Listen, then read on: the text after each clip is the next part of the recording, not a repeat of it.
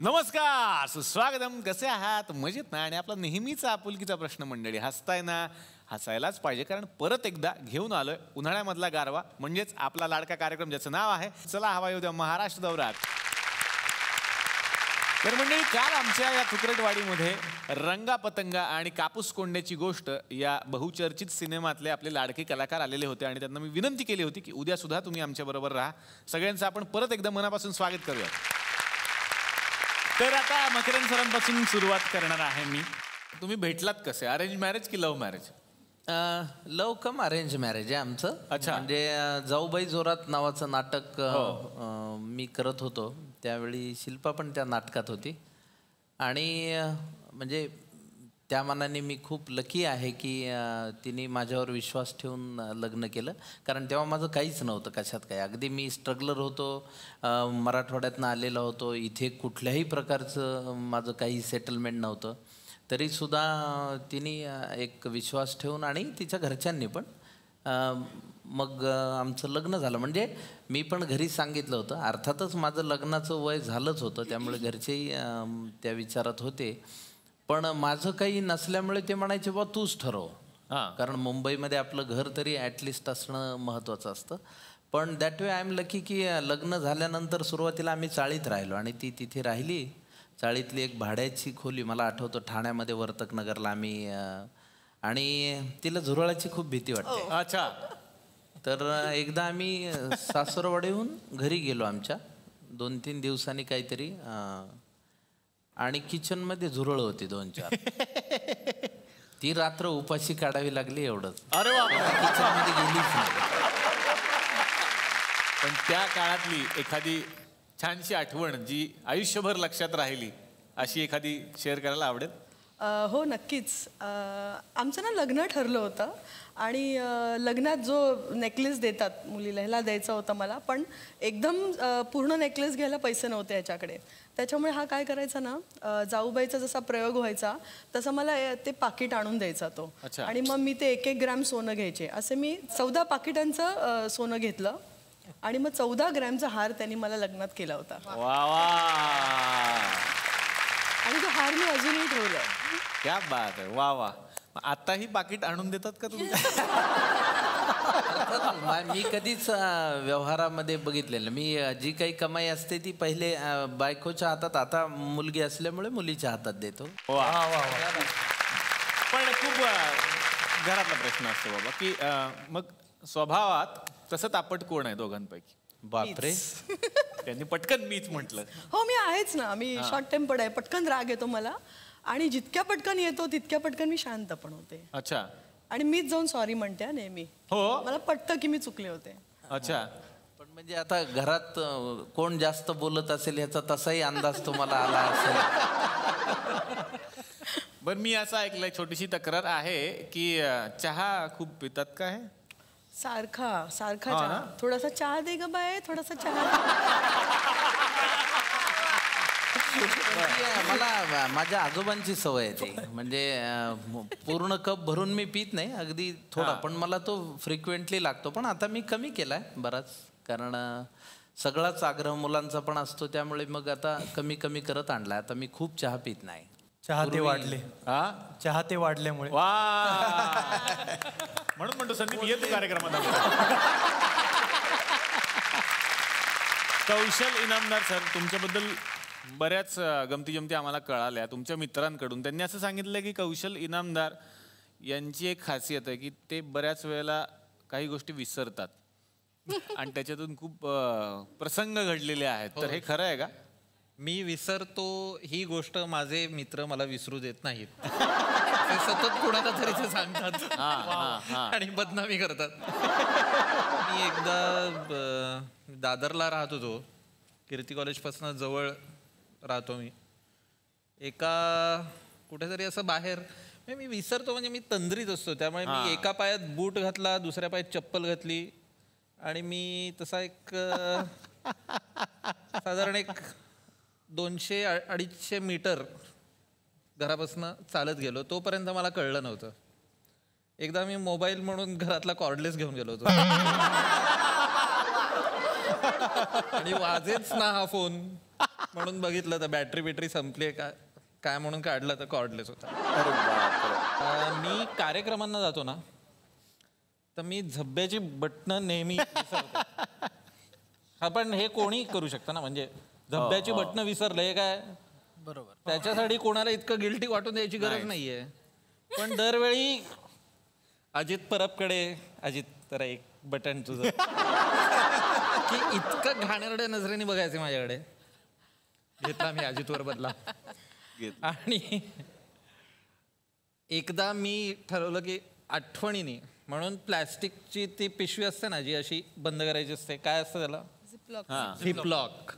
झिपलॉकवाल्या पिशवीत नीट बटणं घेतली, झिपलॉक केली, खिशात ठेवली, गेलो कार्यक्रमाला, सगळ्यांना पिशवी दाखवली की आज मी बटणं आणलेली आहेत. पण त्या दिवशी मी धब्बा विसरलो होतो.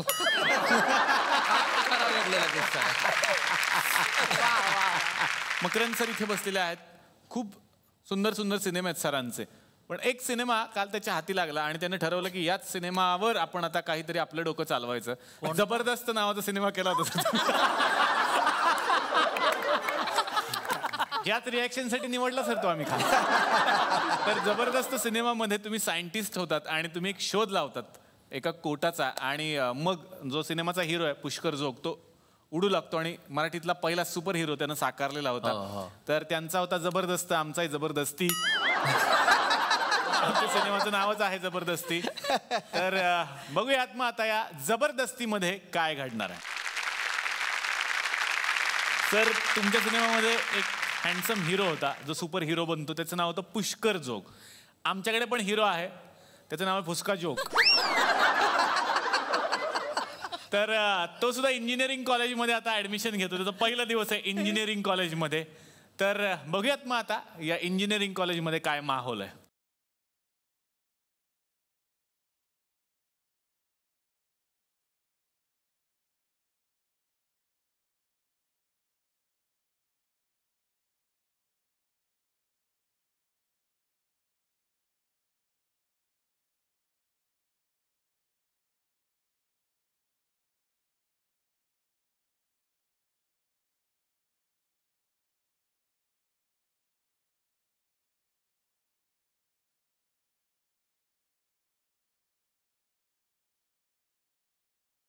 एनडी कॉलेज हेच का?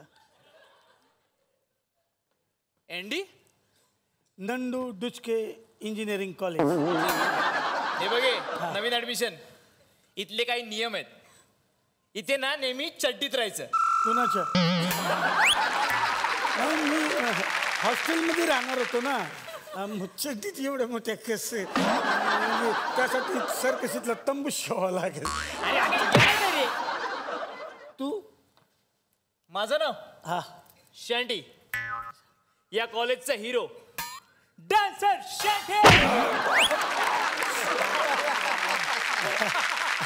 हा मी काय म्हणतो, डान्सर आंटी. आंटी ना शँटी. शांती शांती. इथं क्लासरूम कुठे आहे? क्लासरूम कुठे आहे? क्लासरूम ते तुझं तू बघ रे. मी सांगते.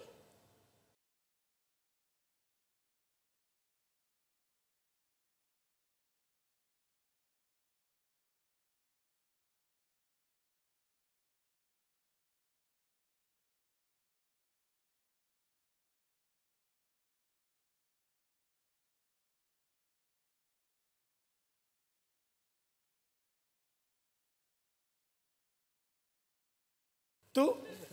मी डान्सी नाईक. कळलं, डान्स बघून कळलं मला. छान छान नाव आहे तुझं, डान्सी. थँक्यू. आणि तू? यू कमर? नाही, पूर्वीपासून तेवढीच आहे, 35. हा कंबर ना 85ची ही लागते बनियन मला. न्यू कमर म्हणजे नवीन आहेस का? मला वाटलं कंबर बोलताय तुम्ही. I like your sense of humour. I love you. आपल्या ग्रुपमध्ये कधी छेडतो. घ्या रे याला. अरे घ्या.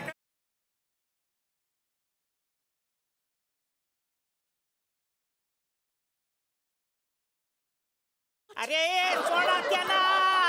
हे कोण आहे रे? नाहीतर 1.5 फुट्या भाई बरोबर पंगा आहे समजा.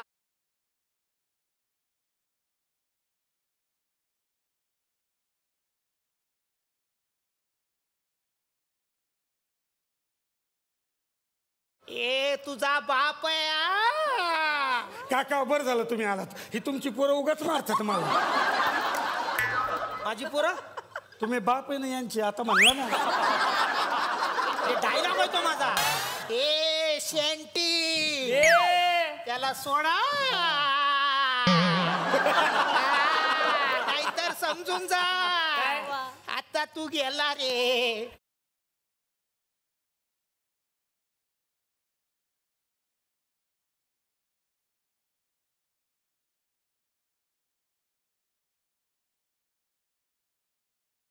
आता गेला. अरे किती टाइमपास करताय. असं करा ना एकमेकाला. तुम्हाला हात लावला तू गेला रे आता. तू गेला.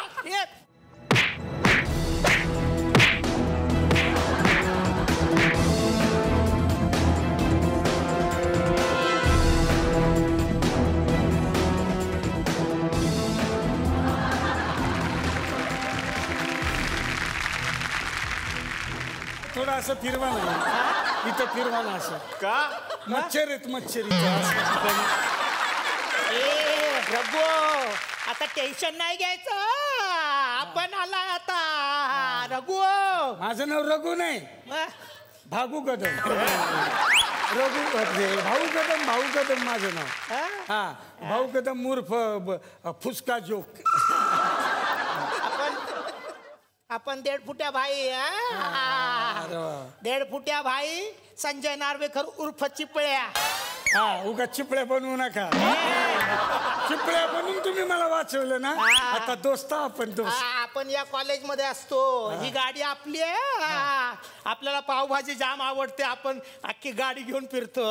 अरे मग डब्यात भाजी घेऊन यायची ना. अख्खी गाडी कशाला घेऊन आला. आई तर डबा देत नाही तुमचं. अरे हा बिझनेस आहे आपला. बिझनेस अख्ख्या बिझनेसने दिलाय आपल्याला हे सगळं. आहे बघ 50 तोला. 50 मस्त रे.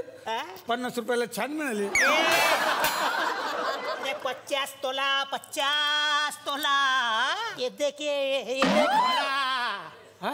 हा या घोडा आहे. आणि हे शी तुमच्या घोड्याने बघ काय केलं.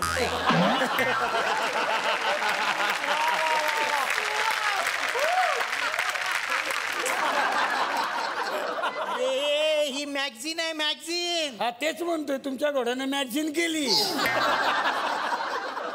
अरे याच्यात गोळ्या टाकतात. गोळ्या अशा गोळ्या टाकतात आणि ताण दियाचीच पे ताण नाही. एक मिनिट वेट. आत टाका ती बंदूक. कारण आता इथे येणार आहेत. अरे यार ही कॉमेडी फिल्मचे डायलॉग बोलते का सस्पेन्स फिल्मचे रे? रात्रीच खेळ चालले. अरे हा आता इथे येणार आहेत प्रोफेसर मकरंद आमरसपुरी.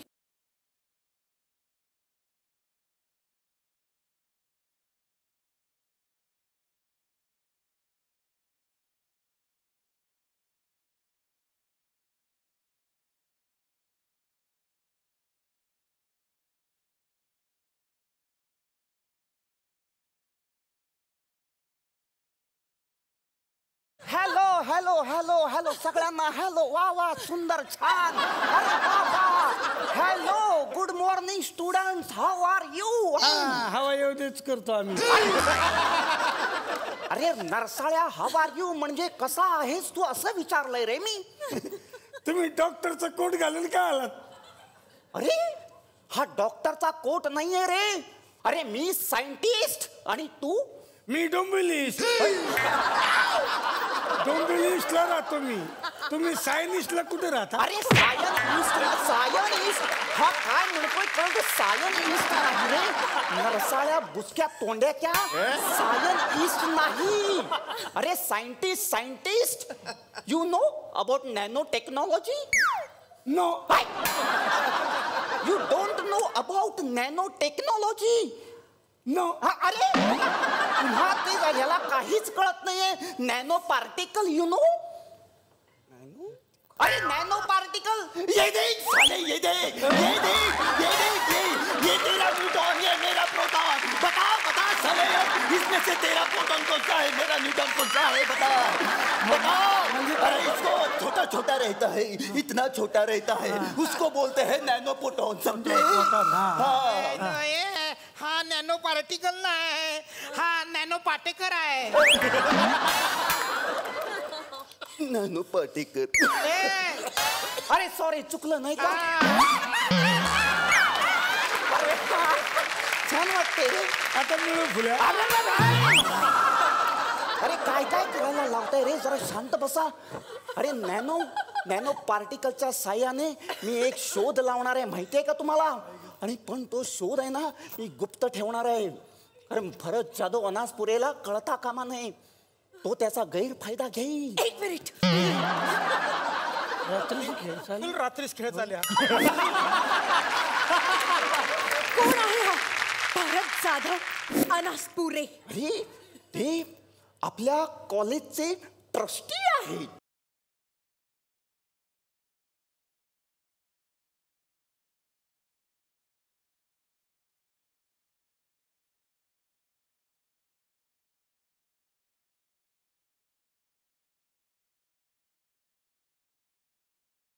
गलगले आले, गलगले आले, गलगले पोचले, गलगले निघाले, गलगले आले, गलगले गलगले गलगले गलगले उजवीकडे बघा, उजवीकडे ते डावीकडे बघा, डावीकडे. अरे बापरे, डावीकडे कोण कोण आलंय?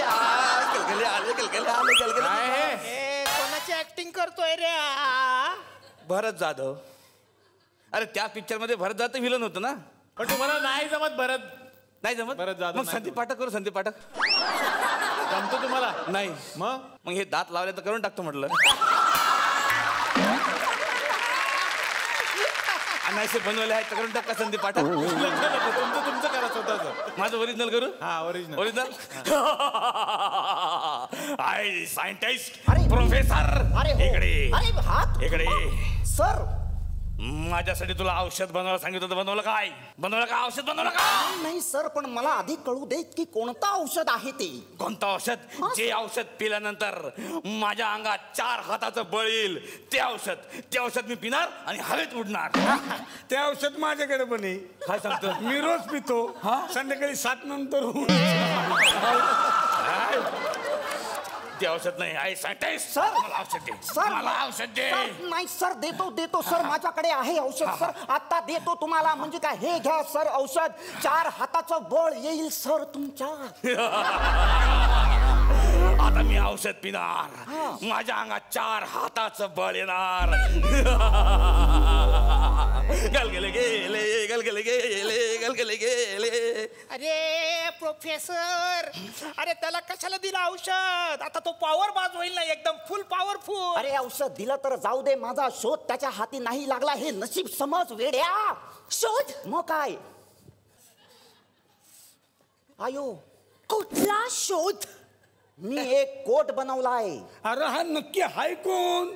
तू ठरव ना, कोण आहेस? प्रोफेसर आहेस, मेडिकल वाला आहेस, सायंटिस्ट का टेलर आहेस, कोण आहेस तू? घुसणाऱ्या साधा सुधा कोट नाहीये तो. अरे तो घातला ना की माणूस उडू शकतो. खरंच? खरंच? द्या ना मला, मी बघतो ना घालून उडतो का. द्या कोट. थांब थांब, मी माझ्या लायब्ररी मधून आणतो कोट. हाच आहे तो कोट, हाच आहे. बघितलं? मी बघू, घालून बघू.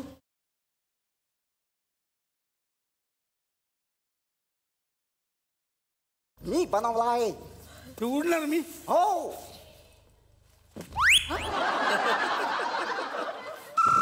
हे बघ, उडलो होतो ना. आता उडलो होतो. अरे एवढा उडलो होतो. अरे एवढा उडलो, एवढा. हे रात्रीच खेळ चालले की उडलो. अरे मी पण ट्राय करतो, बघ आता उडून बघ. असं नसतं उडायचं. हे बघ आता बघ. हे बघा.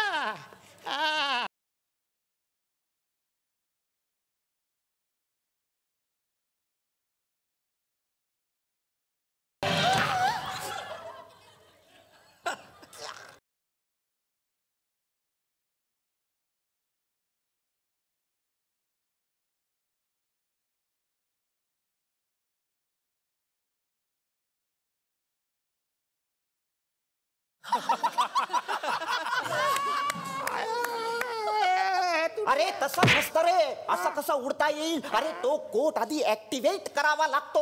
अरे मग दुचक्या करायचं नाही ऍक्टिव्हेट, याला सांगतो मला बेडूक झालाय त्याचा. ऍक्टिव्हेट कर, सेल घाल त्याच्यात. अरे सेल ने होत नाही तो ऍक्टिव्हेट.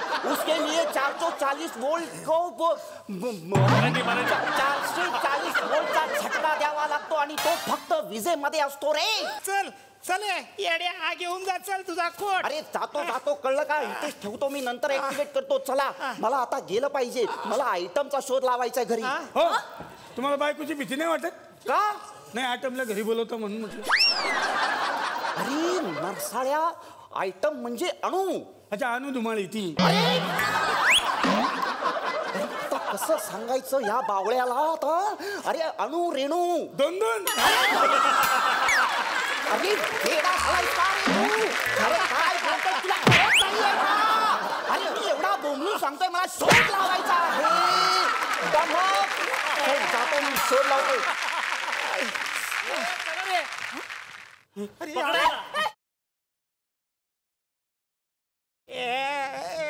मी बेडू काय बेडू हा बेडू काय? कशावरून? हे बघ, डराव डराव. अरे चल चल चल जाऊया चल. कसा येडा बनवला. अरे हा बेडू काय दादा दादा, ऐक ना, पाय नको ना दादा. दादा पाय तुटलाय दादा. पुसक्या.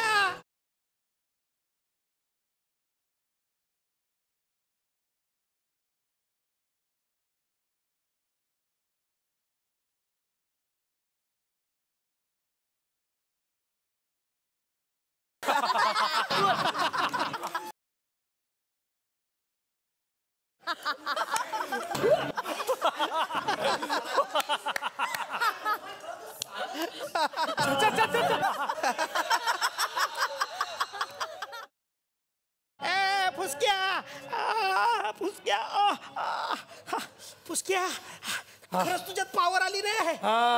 आता पॉवर आली माझ्यात. आता मी शक्तिमान झालो. शक्तिमान.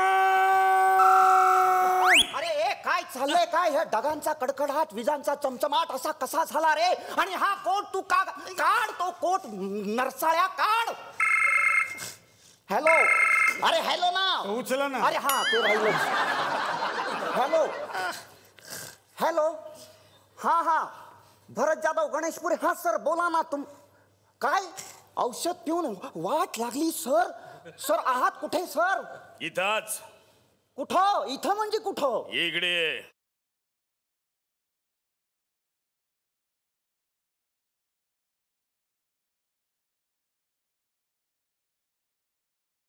अबे हे कोणतं औषध दिलं? काय जांगड बुत्ता करून ठेवला? नाही, माझी चूक झाली असेल. काय काय झालंय तुम्हाला? काय झालं का? काय झालं? त्याला म्हटलं मला असं औषध दे की ज्याने माझ्या अंगात 4 हाताचं बळ येईल. याचं औषध पेरायला मला 4 हात आले. काय करणार 4 हाताचं मी आता? अरे पण प्रॉब्लेम काय ह्याचा? प्रॉब्लेम काय? प्रॉब्लेम म्हणजे प्रॉब्लेम आहे काय? सकाळपासून पुडी कुठल्या हातात थोडी सापडून नाही राहिली. म्हणजे आता कुठली पुडी? हे बडीशेपची. मग काय धुवाचं म्हटलं की 4 हात लगेच येतात.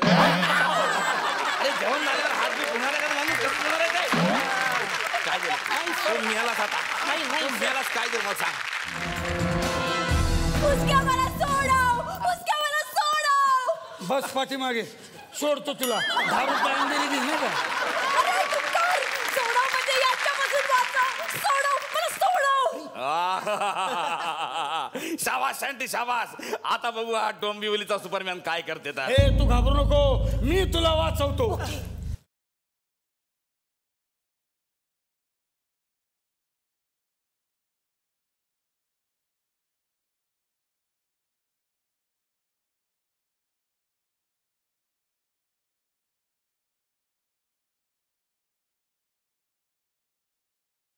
सर हा कोट तू बनवला? हो सर, मीच हा बनवला. कोट मला पाहिजे. नाही, हा कोट मला पाहिजे. नाही हे देणार. बघ, त्याबद्दल तुला काय पाहिजे देतो मी. हा कोट मला दे. नाही देणार. हा कोट मला दे. नाही देणार. एक मिनिट. काय? आधी कॉलेजचे सगळे पेपर आम्हाला दे. आमच्या नावावर कर. नाही देणार. सगळी प्रॉपर्टी आमच्या नावावर कर. नाही करणार. ठीक आहे, नाही करणार नाही. या रे या चिमणी उड कावळा उड शक्तिमान उड शक्तिमान नाही, शक्तिमान नाही. पूर्ण प्रॉपर्टी पेपर देतो, पूर्ण प्रॉपर्टी. हे घ्या, द्या हे प्रॉपर्टी. द्या प्रॉपर्टीचे पेपर देऊन टाका ते.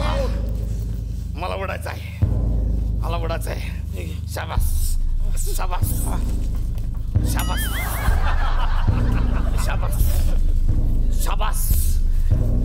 अरे हे जात नाहीये, याला 4 भोका का नाही केलं नाही?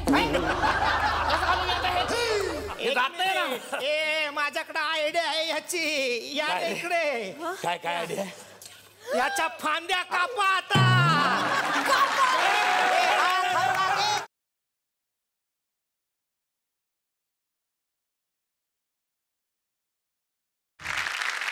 नेत्रा, तुझी डायलॉग असलेली ही जी भूमिका आहे ती कशी आहे? खूपच चांगली आहे. म्हणजे चौथी बहीण म्हणून बाली नावाचे एक कॅरेक्टर आहे. स्टोरी मी वाचत होते ना तेव्हा अत्यंत असं हे खूप एक्साइटमेंट वाटलं. ती गोष्ट इतकी चांगली वाटली की म्हटलं झालं बाबा एकदाच ही गोष्ट मिळाली. सिलेक्ट झालं. आणि ते घराच्या समोरची शेती, ते शेतीमध्ये असं सांबार म्हणजे कोथिंबीर उगवणारं. पुन्हा अजून मला आमची शेती असते तिची घरात अंगणात तिने तिची स्वतःची शेती लावलेली असते. आणि म्हणजे मला त्या टेम्परेचरची सवय नाही म्हणून मला ताप पण आलता. आणि दुपारीचे 3 ते 4 त्याच्या अराउंड असेल 5 ते 8 रन्स मारले होते. पण इतके भारी झाले होते ना म्हणजे मला खरंच मला असं अनुभव कधी पहिला आला. संदीप पाठक, मी असं ऐकलंय की या सिनेमाच्या शूटिंगच्या दरम्यान एवढा सगळा उन्हाळा होता, उन्हात काम करायचं होतं, पण संदीप पाठक हे एक वेगळं मनोरंजन होतं सगळ्यांसाठी. हे खरं आहे सर? हो, रंगा पतंगा आम्ही फार आनंदाने करू शकलो. त्याचं कारण तो आहे की त्याने आम्हाला इतकं हसवलं त्या सेटवर, इतकं हसवलं म्हणजे तो कधीच गप्प नसायचा. मला आवाजांचं खूप आकर्षण आहे. एखादा आवाज मी जर ऐकला आणि तो मला जर खुणावत असेल तर तो मला काढावासा वाटतो. आणि तो जोपर्यंत मला येत नाही तोपर्यंत मी अस्वस्थ असतो आतून की नाही तो आवाज मला खुणावतोय. तर फॅन्ड्री सिनेमा मी जेव्हा बघितला होता तेव्हा त्यातला जो आपला सोमनाथ अवघडे आहे तो त्यांनी चांगलं काम केलं होतं त्या मुलांनी, जब्या. तर त्याचा आवाज मला खूप दिवसापासून मला खुणावत होता की नाही ह्याच्यात काहीतरी वेगळी गंमत आहे. आम्हाला ऐकायचं आहे. आला चिमणे गावा पाहिजे का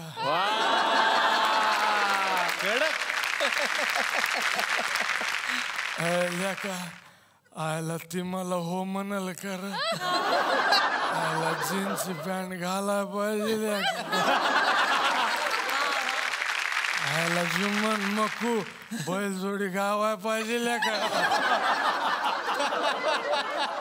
एकदा सिरियस म्हणजे आमचा एक सीन होता आणि त्यात ह्याचं मी उन्हातनं असा येतो पोलीस स्टेशनमधनं आणि माझी कंप्लेंट तिथे न घेता हाकलून देतात. तर मी ह्याला सांगायला येतो तर हा म्हणतो ये जेवून जातो. मी म्हणतो नाही बायको वाट बघत असेल. अरे तुला काय घरी काय बायको काय लोणी चोपडून देते का, असं वाक्य होतं.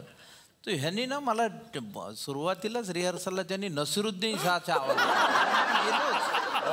सर आम्हाला ऐकायचं. अबे जुम्मान ये ना भाकर खायला तेव्हा मी आवाज काढला नाही. तो म्हणलं की नाही घरी जातो बायको वाट बघत असेल. काहून काय तुले का घरची भाकर काय लोणी चपडून भेटते का, आमची भाकर घाशाखाली उतरणार तू ह्या, असं ते वाक्य होतं. तर तो म्हणलं की नाही बायको वाट बघते. तर म्हणलं काहून घरची भाकर तुला लोणी आमची भाकर घाशाखाली उतरणं तू ह्या. फॅन्ड्री सिनेमाचं असं आहे की त्याच्याबद्दलच्या लोकांच्या भावना, कारण खूप वेगळं त्याच्यामध्ये भाष्य आहे. पण मला हे सुचलं खूप, म्हणजे मग आता किशोर कदमही येतो त्याच्यामुळे ते सगळंच उभं राहिलं ना. मला नाही जायचं गड्या, मी नाही डोकर पकडा. अरे कसं नाही आलं त्याला धर तू, तुला सांगितलं होतं जब्या तुझ्या, मला नाही गड्या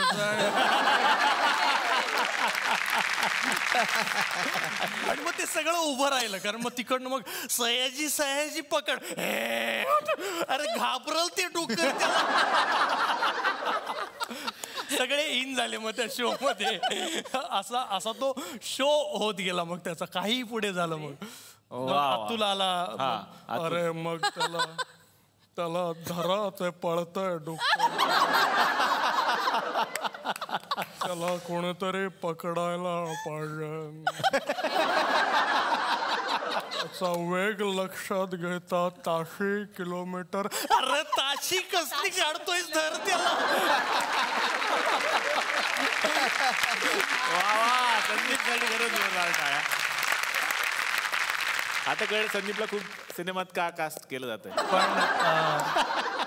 पण जितके विनोदी प्रसंग ह्याच्यात घडले शूटिंगच्या दरम्यान, तितके स्क्रीनिंग आम्ही जेवढे केले, 3-4 स्क्रीनिंग केले, त्याच्यामध्ये मला हे शेअर करायचं होतं की खूप छान भावनिक प्रसंग माझ्या आणि मकरंदच्या बाबतीत एक घडलेला आहे, जो मला माझ्या करिअरच्या, मी 2001ला आलो मुंबईत, 15 वर्षातला सगळ्यात हलवून टाकणारा तो क्षण आहे.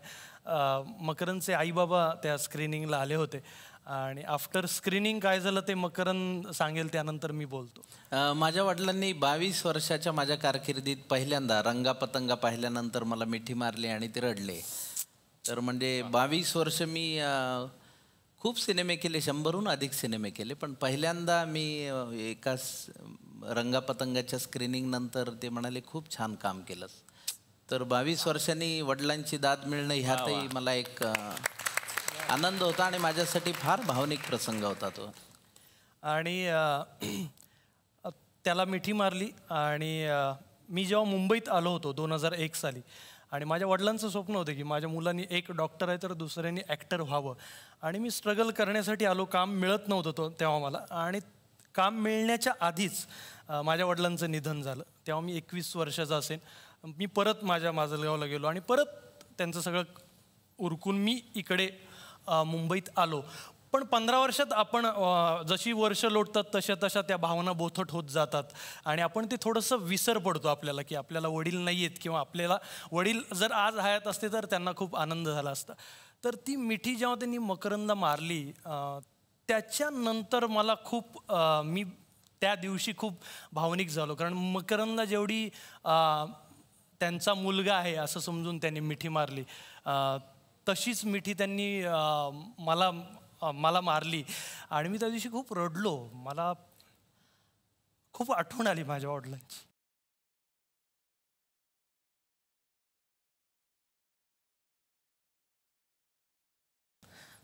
दुसऱ्या दिवशी मी मकरंदला फोन केला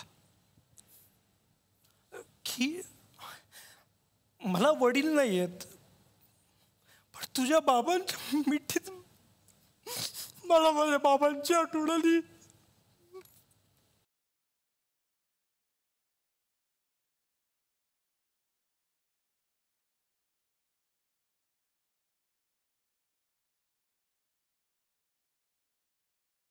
पण संदीप, बाबा जिथे कुठे असणार आहेत ते खूप अभिमान वाटत असेल बाबांना की असा मुलगा मिळाला आणि इतका आनंद वाटतो तो जगभरामध्ये.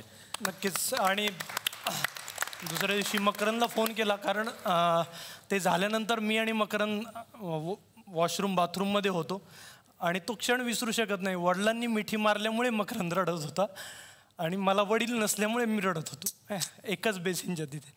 सो खूप भावनिक प्रसंग आहे माझ्यासाठी. मी दुसऱ्या दिवशी फोन केला मकरंदला आणि मकरंदने मला माझी समजूत काढली आणि त्या दिवसापासून तो मला इथला मोठा भाऊ वाटायला लागला माझा मुंबईतला. क्या बात.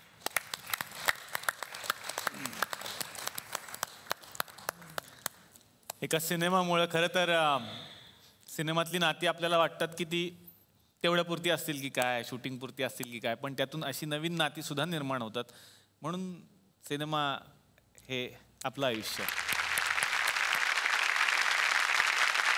आता या मंचावरती आपण आमंत्रित करणार आहोत आणखीन एका अभिनेत्याला. खरं तर तो आमच्याच फॅमिलीतला अभिनेता आहे आणि आज जे 2 सिनेमे इथे आम्ही आमंत्रित केलेले आहेत, कापूस कोंड्याची गोष्ट आणि रंगापतंगा, या दोनही सिनेमात त्यांचा अभिनय आपल्याला बघायला मिळतो. आणि हे सगळेजण आम्हाला उपलब्ध झाले कारण हे फ्रीच होते, पण ते फ्री नसतात, ते खूप बिझी असतात. ते यांना आम्ही फोन करून करून दमलो. आत्ता त्यांच्या सेक्रेटरीनं फोन उचलला मगाशी आणि ते येऊ शकतात 5 मिनिटासाठी असं आम्हाला कळलंय. आता आपलं भाग्य आहे. तर अतिशय मनापासून या मंचावरती स्वागत करूयात भारत गणेशपुरे यांचा.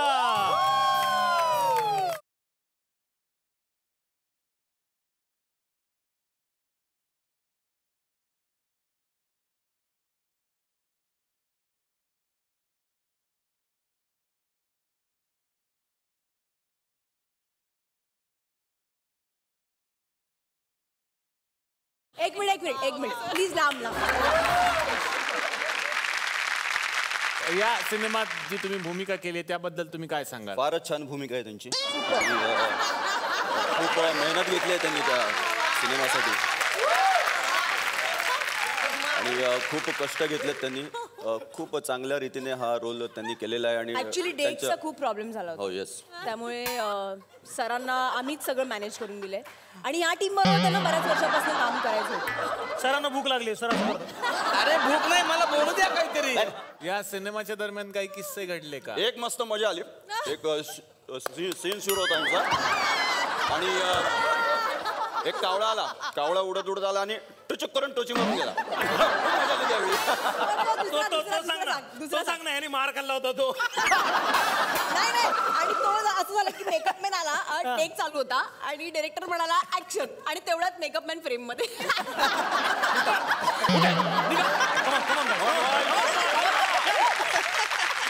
भारत गणेशपुरे एकदा दोदा का दोन्ही सिनेमात भारत तुमची भूमिका बघायला मिळणार आहे. काय सांगाल? रंगापतंगामधली माझी भूमिका, मी मिनिस्टर आहे. हे सगळं जे प्रकरण जे सुरू होतं आणि शेवटी जाऊन ते थांबतं, तर ते आउट ऑफ कंट्रोल होऊन जाते सगळ्या घटना त्याच्यातल्या. त्याच्यामुळे ते मिनिस्ट्रीपर्यंत जाऊन पोचतं आणि तो मिनिस्टर जो आहे तो मी करतोय. आणि कापूस कोंड्याच्या गोष्टीमध्ये तो म्हणजे विलन आपण म्हणू शकतो, असा एक भूमिका आहे ती. तो गावातलाच पाटील वगैरे असतो आणि सगळं ह्या पोरींना छळ करतो. एवढं सुंदर सुंदर पोरींचा छळ करतो तो. तर असं आहे. मकरंद सर, भारत सरांची पण छान नक्कल तुम्ही करू शकता असं पण मी ऐकलं. अबे मला तर मालूम नव्हतं ना. काय सांगून राहिला डोळे दाखवते खरंच भारत वाटतं आम्हाला. किती सेम आहे हे, किती सेम आहे. तो मकरंद माशी नेहमी असंच बोलले, आपल्या झाड्या काय करू आला. वा वा. आता या मंचावरती आपण आमंत्रित करूयात रंगापतंगा या सिनेमाचे दिग्दर्शक प्रसाद नामजोशी यांना. जोरदार टाळ्या.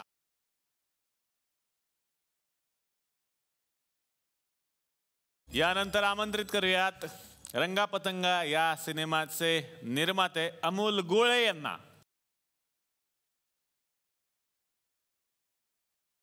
अमोल गोळे हे या सिनेमाचे निर्माते सुद्धा आहेत आणि ते उत्तम सिनेमॅटोग्राफर सुद्धा आहेत. या सिनेमाचं सुद्धा चित्रण त्यांनीच केलं. एलिझाबेथ एकादशीचं पण चित्रण त्यांनीच केलं होतं. मी दिग्दर्शकांना विचारू इच्छितो, काय आहे त्यांचा अनुभव या सिनेमाचा?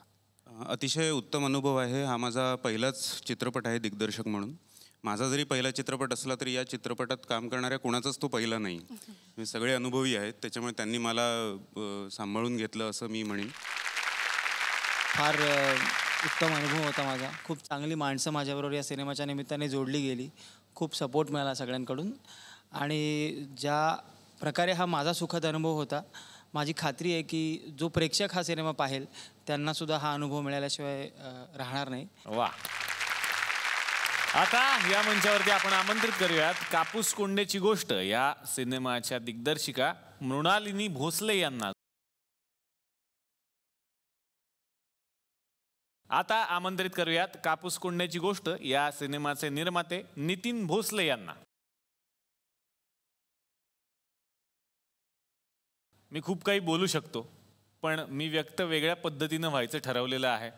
या दोघांनी हा सिनेमा किती मनापासून बनवलेला आहे याचं एक उत्तम उदाहरण मी तुम्हाला दाखवणार आहे. या दोघांबद्दलची ही बघूयात एक छोटीशी ध्वनिचित्रफीत.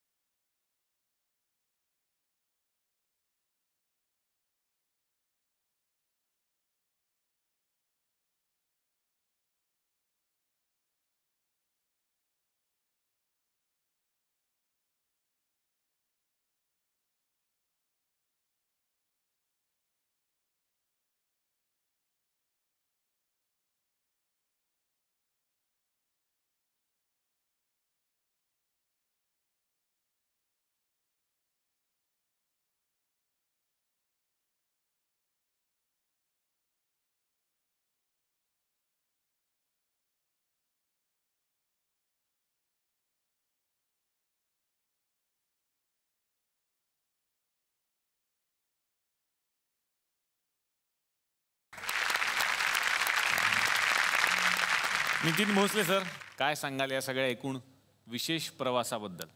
या आमच्या सर्व प्रयत्नांचा मुख्य हेतू असा आहे की शेतकऱ्याला किंवा सर्वसामान्य माणसाला सन्मानाने जगता यावं. आणि या चित्रपटाच्या मागची भूमिका हीच होती. एकदा तुम्ही ताठमानेने जगण्याचं ठरवलं तर तुम्हाला कुणीही तुमच्या वाट्याला जाऊ शकत नाही या रस्त्यापासून. आणि हे आम्ही दाखवलंय. ही जेव्हा फिल्म बनवायची मी ठरवली, म्हणजे बेसिकली ह्या खऱ्या मुली आहेत विदर्भातल्या, आणि त्यांच्याबद्दल जेव्हा मी डॉक्युमेंटरीज जेव्हा मी 50 डॉक्युमेंटरी करत असताना मला नेहमीच शेतकऱ्यांच्या घरी जाऊन राहावं लागायचं. आणि कायम मला असं सारखं ऐकायला यायचं की आत्महत्या झाले, हे झाले, म्हणजे कुणाकडेही पॉझिटिव्हिटी नव्हती की ह्या लोकांना इन्स्पायर करण्यासाठी. आणि कायम ते माझ्या डोक्यात राहायचं की ह्या लोकांना कसं इन्स्पायर करू शकू आपण. आणि मग एक दिवस आमच्याच मासिकात बळीराजामध्ये ही स्टोरी छापून आली की अशा 4 मुली, वडील आत्महत्या केले, आईचा खून झाला आहे, आणि ह्या अतिशय व्यवस्थित राहून सक्सेसफुल झालेले आहेत. पण मग मी त्यांच्या घरी गेले, 4 दिवस राहिले, आणि त्यांच्या ज्या प्रकारे त्या मुली राहतात, ज्या प्रकारे सगळं त्यांचं आयुष्य चाललेलं आहे, ते ऐकल्यानंतर त्यांचं असं वाटलं, त्या क्षणी मी ठरवलं की ह्या मुलींच्यावर फिल्म बनवायची.